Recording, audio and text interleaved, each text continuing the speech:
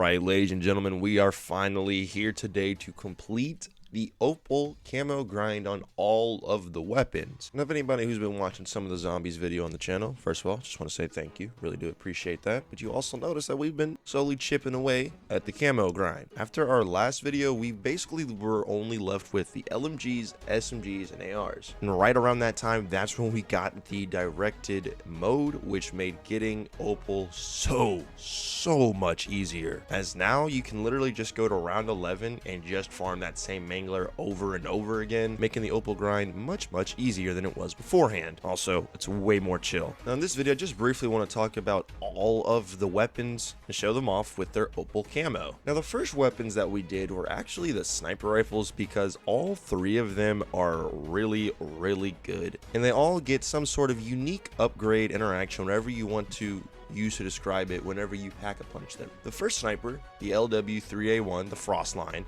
basically gets on a hella sugar rush whenever you pack-a-punch it, as you can shoot it, rechamber it so fast, like ridiculously fast. And its headshot multiplier is very respectable, as you'd expect from a sniper rifle, right? And that's just the first one you get. The second one that you unlock is the SVD, and this one is something that the Dragunov wish it was. Now, it's not like a Drakon from Black Ops 3, but when you pack-a-punch the SVD, it actually becomes a shotgun sniper rifle. It still shoots pretty slow for a semi-automatic weapon, but each one of those shots, it's gonna hit the zombies, and most of the time it's gonna completely just disintegrate them into nothing, like literally just deatomize them. It's like that. The SVD is like that. And of course, the last sniper rifle that you unlock, but is on the wall on Liberty Falls, is one of my personal favorite weapons in the game. We're talking about the LR 7.62. This thing is a much slower bolt action weapon. However, there's good reason for that, my friend. First of all, the base version of it can like one shot up to like round 18, I think, even at like a white rarity, which is really impressive. But when you pack punch this bad boy, it's flopper season, because it basically turns it into the scavenger, or the scavenger's cousin from Call of the Dead, as it shoots explosive rounds. This thing is a machine of zombie rip and destruction, and I thoroughly love it. Easily one of my favorite weapons in the game. After we did the sniper rifles, we moved over to, in my opinion, probably one of the more, if not the most annoying Opal grind, especially at the time before we had the directed mode, as we went straight over to the pistols. Now there's only 4 pistols, but 2 of them are trash. Look at you, Strider, the 9mm.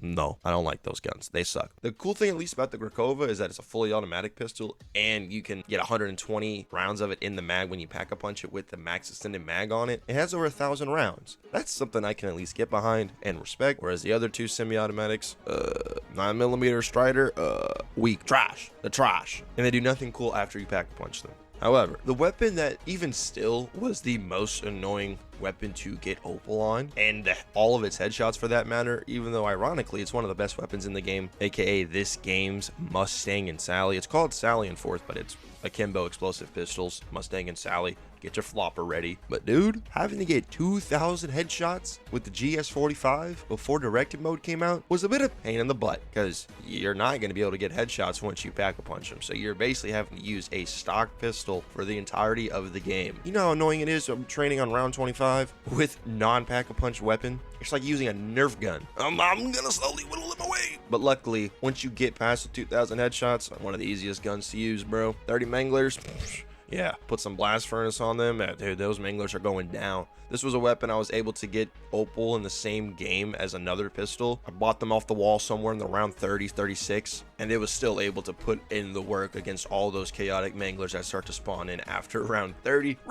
Really do love the GS45, my man. Now, the Opal melees were the next weapons that we went ahead and knocked down, and since there's only 2 of them, and melee weapons are actually really strong in this game, it was actually a pretty chill and easy grind. I would say, though, that I like the standard combat knife way more than the baseball bat, as it just does more damage. Also helps that, you know, you can get melee macchiato really early on, which just helps your melee weapons damage so much, like triples it. On top of being able to pack a punch and upgrade its rarity, you just have another way of making your melee weapon stronger. So I felt like the melee grind for the Opal camo was a lot easier than I initially thought it would, and I really do like the combat knife in this game. Next up, we did the Opal rockets, which there's only 2 of them, and at the time, before some of the patches, the HE1 was hot dog shit. You couldn't get it out the box, and it had like 6 rockets after you pack-a-punched it. It lost ammo, and there's just nothing special about it, bro. Like, You still only had one rocket in the mag, and the damage was weak sauce as hell. Seriously, not a fan of the HE1 when I was getting its camo for it. Might be a bit better now just because it has more ammo, but the Sigma rocket, oh boy, yeah. Now, the Sigma is one of the better weapons in the game. When you pack a punch it, it gets 3 rockets per clip, and you can shoot these super quick. Like, you can dump all 3 of those rockets off in less than a second, making them very, very good against manglers, amalgams, and the Terminus boss. Seriously, you combine the Sigma with Free Fire, put Blast Furnace on it, I swear I felt like I was doing a Destiny damage rotation using it. It was so good and really fun weapon to use. After that, we did the Opal shotguns, which once again, there was only 2 of those in the class. The Marine, which is the pump action, and the ASG, which is kind of like this game's version of the Haymaker. Not the biggest fan of the Marine pump action. I was hoping it'd be something like a KRM. It wasn't. It's okay. Just, I don't feel like it's anything like jaw-dropping in my opinion. Whereas the ASG, let the lead rain. Dump it out, go to work. ASG is a very, very good weapon inside of zombies. With the max extended mag, with its drum mag, and you pack a punch it, you can hold 40 rounds in the magazine with it. And being able to dump all of that, that's a lot of damage you're just dumping, especially against something like amalgams, manglers, maybe even A-bombs. ASG is one of the best guns in the game. Don't sleep on it. Then after that, we did the marksman rifles. Honestly, when I was doing the marksman rifles, I felt kind of just apathetic towards them. Like, there's just nothing special about them. They're okay. They're not insane. They're just guns, you know? Like the SWAT, it's cool. It's a 3-round burst. It's still a 3-round burst after you pack a punch it. You got the Tarkov and then the AEK, which, you know, the Tarkov's a semi-automatic. The AEK is the other burst one. They're nothing special. They're cool. They're weapons. Didn't really feel anything too crazy. The DM10, which is the last one you get, I will say, it gets some little uniqueness whenever you do pack a punch it. It goes from a semi-automatic to a pretty fast 2-round burst. That's pretty cool, but they're nothing like insanely gigacrack crazy. I don't really want to call them basic, but they're kind of just your standard run-of-the-mill weapons, and they're okay. So that then left us with the SMGs, the assault rifles, and the LMG. Now, I do want to say something about the LMGs just real quick, because I don't think that the GP-MG7, which is the last LMG you unlock, I don't know if that gun can actually get out of the box. I've never seen that gun come out of the box. I'll be honest. It also doesn't have that much in the mag. I think it only has like a base of 50. It's kind of like, honestly, probably the worst one. I was kind of hoping to be like an RPD situation. It's not, but it's kind of weird. I felt like this gun, I'd never seen this gun come out the box. The PU, which is the first LMG that you have, this one feels more of an RPD. It has a lot more mags in it at base, which 75 versus 50 on the GPMG. It's not nothing. It's 50% more. And I think the PU is actually not a bad weapon. I kind of like this LMG. The other LMG is the XMG, which is on the wall in Liberty Falls. And this is the mega mag weapon, right? With max extended mag and you pack a punch it, this thing will go up to 400 rounds in the magazine. You better believe we got Speed Cola whenever we're using LMGs. But damn, bro, 400 rounds in the magazine. That's something I can at least, you know, tip my cap to, respect it, because that's the highest amount of rounds in one magazine in this entire game. XMG max out its mags, 400 rounds post pack punch. That's pretty darn cool in my opinion, my man. Now, I was slowly working on like some SMGs, some ARs, just as I was doing other Opal grinds. So whenever I was down to my just ARs and SMGs, I didn't have that many left. The C9, I was like one of the first weapons I got gold. I like the SMGs, man. I've always liked SMGs. Obviously, you know, in zombies, they're generally not like jaw dropping as like SMGs. There's nothing too crazy. Maybe outside of like the Tommy gun from Mob of the Dead, that was a fun fucking weapon for sure. But you know, things like the KSV and the Tanto, I will say something. The Tanto, I don't like how slow it shoots. I'm not a fan of how slow it shoots. KSV, I can rock with the KSV. Any SMG that has like relatively good fire rate, high fire rate, I'm generally a pretty big fan of. The PP9, this is actually a gun that has slower fire rate, but the thing about this gun is that this gets a fat mag. I'm talking when you max out this thing's like you get max extended mag and you pack a punch it, we're sitting at like 330 or so in the mag on an SMG that has a much quicker reload than LMGs. That's pretty darn awesome, and we'll take that any day of the week, my friend. We're taking that any day of the week. So I do like the PP. I do. Now the Jackal, I'll be honest, man, Jackal's cool. I don't think it's anything like too crazy. It's a good SMG, but there's nothing like, oh, you know what I mean? It's just kind of like, yeah, It's cool. It's a good gun. It's not a bad gun. If this was, you know, older classic zombies, this would be a point machine, but I like it. Of course, I got Opal on all the SMGs after the directed mode came out, so, I mean, getting Opal for these was just, I was chilling, bro. I was watching movies getting these done easily. Then the last one that you get is the Compact 92. I really like this SMG just because it shoots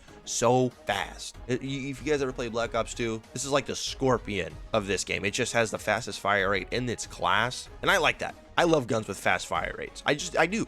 Compact's probably my favorite SMG, followed by the PP919. Now, ARs, they did get that buff to their headshot multiplier because they kind of like fucked them up a little bit in zombies with a patch. I think that was for multiplayer, and it accidentally nerfed the ARs in zombies, which is like hilarious in some sense. So now that the fall off for them isn't nearly as bad as it was once you hit round 30, like they're still respectable. They don't just fall off a cliff anymore. But things like the XM4, the AK-74, the AIMS, and the GPR, these all felt almost, I don't want to say almost like the same weapon, but like ARs through round 30, they kind of all feel the same, which is chill with me, bro. After the marksman rifles, man, I was tired of having to click my mouse so dang much, dude. I saved the easiest for last. ARs, just easy headshots, easy work. I did get most of these guns gold before directed came out, just like doing them as I was getting Opal on other weapons, and I was chilling with them. Now, I'll be real, the Model L, the Warrior's Blood blueprint for it is sick, dude. It turns it into the STG. Let me tell you, bro, I love the STG. I really like the model because of that. It has pretty respectable damage, but it does fire a little bit slow. But I'll take that when you are the STG in this game all the way. Now, the